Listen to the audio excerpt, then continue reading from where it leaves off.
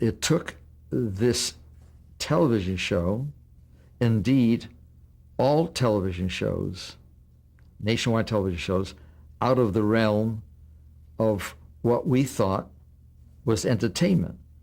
And it would have remained entertainment if but for a couple factors which created the whole house of cards crashing down. It was out of control. Right. It was out of control. Were you afraid? Oh, yeah. Oh, absolutely. I was very concerned. I really didn't know what to do. Mm-hmm. I didn't know, what should I do? I wanted to leave the show and join NBC with my own package company. Mm-hmm. I was in the process of doing that and having somebody else take over. Were there any conversations with Enright and Barry as to, hey, this could reach us, what do we do about this? That's right, there were. What did they say? And they were concerned. They didn't know quite what to do. Again, it was out of control. We didn't know, should we just stop? We know that if we changed the control, the show would die.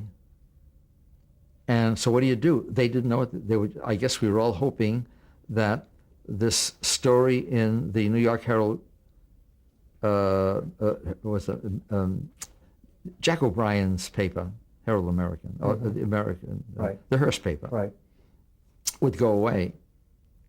And it wasn't until the juxtaposition of District Attorney Hogan, who's running for Senate, and going into the office of Joe Stone, and Stone, if it had been some other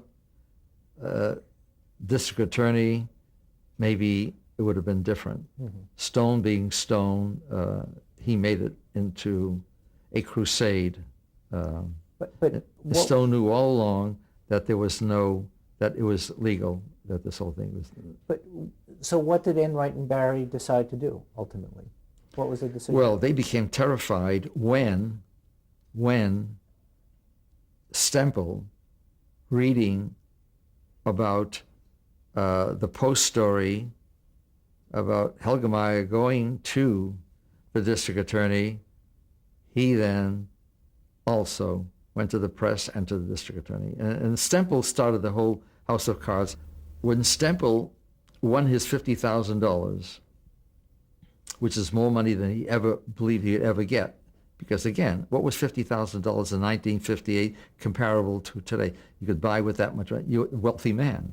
A friend introduced him to a mafia guy who promised to increase the money tenfold. It was a deal that turned out to be phony, and he lost all the money. Right. And when he wanted his money back, the mafia said, you want to live? Yeah, right. Blow off, kid. So he lost. Money. So he went back to Enright. He told Enright, I want another $50,000 because I lost my $50,000.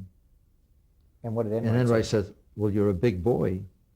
You shouldn't have gone in with this mafia thing.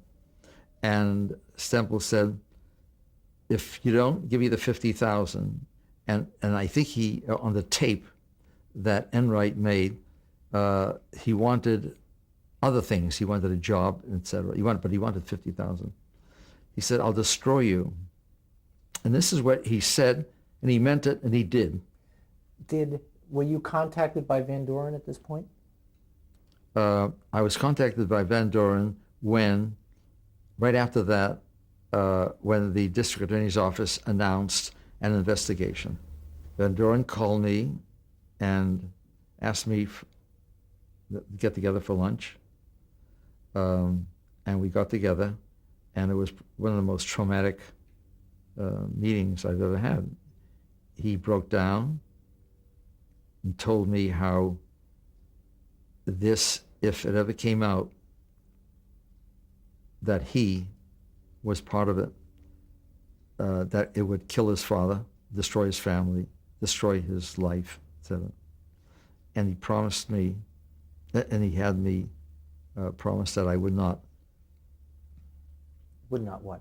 Would not mention, would not finger him, because the only person who knew definitely about Van Doren was me, nobody else. And I guess you need two people to corroborate something in terms of Perjury. perjury. Uh, and this is how I promised him. And what happened, after that, in the notes that I had written, I spell out the sequence of what took place. It is quite a nightmare because, to reiterate, the press, of which there were 8 newspapers, daily newspapers in New York, at the end of the 50s, only 3 remained. And the press were like hungry lions out to destroy this new baby competitor. They were going to kill as much as they possibly could and hurt as much as they possibly could this newcomer television. And right on their plate was this story, this juicy story, backed by a crusading district attorney who loved the propaganda and loved the publicity, by Joe Stone, who was dying to become famous so he could become a judge, and etc., who then created a situation in which I was totally, completely, stupidly unprepared for. And what was that situation? What did you do? What happened was the lawyer who has been brought in, a Myron Green, who lied to Enright and said that he was a close buddy of Joe Stone. As it turned out, that Joe Stone, the assistant district attorney in charge of this investigation, hated Myron Green. Couldn't have had a worse person representing our organization. And it was Myron Green and a man he brought in by the name of Levine, who counseled me